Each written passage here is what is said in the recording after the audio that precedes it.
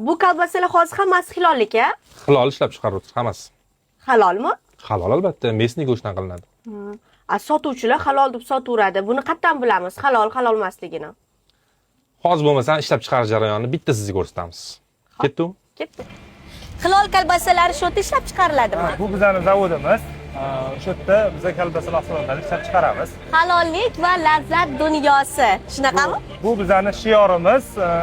O'zimizni o'sha bitta oilamiz, bu oilamizda 100 ta odamdan iborat. Bu yerda biz hamma sharoitlarni tayyorlab qo'yganmiz buning uchun. Va shu yerda bir oila bo'lib kolbasa ishlab chiqaramiz. Yuring sizga ko'rsataman. Ketdi. Keling, bu yerdan zavodga kiramiz. Aha. Zavodga kirganingizda обязательно ustimizga xalat kiyib olamiz. Ha. Bu majburiymi xalat Bu kiyish? majburiy. Nimaga? Chunki bakteriyalar tushmasligi uchun qo'llarimizni infeksiyadan o'ldiramiz antiseptik orqali.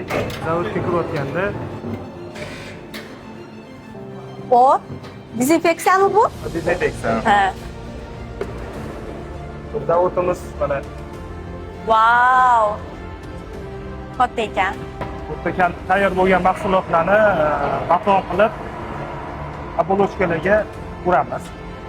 Har xil kilolarda klientlarimizni xalqimizni talabiga qarab har xil kiloda, har xil besda, nima deydi, ranglarda, obolochkalarda talabga muvofiq batonlarda tayyorlab beramiz kalbasadan tayyor bo'lgan mahsulotlar. Bu jihozlarning hammasi original va sifatga javob beradigan, to'g'rimi? Bu Germaniyaning Hartmann kompaniyasininki, bu Germaniyaning Poliklinik kompaniyasininki. Hamma оборудованиеlarimiz peshvoy nejavkida tayyorlangan. Bu bunkerimizga yarim tayyor bo'lgan mahsulotimiz solinadi, farshimiz.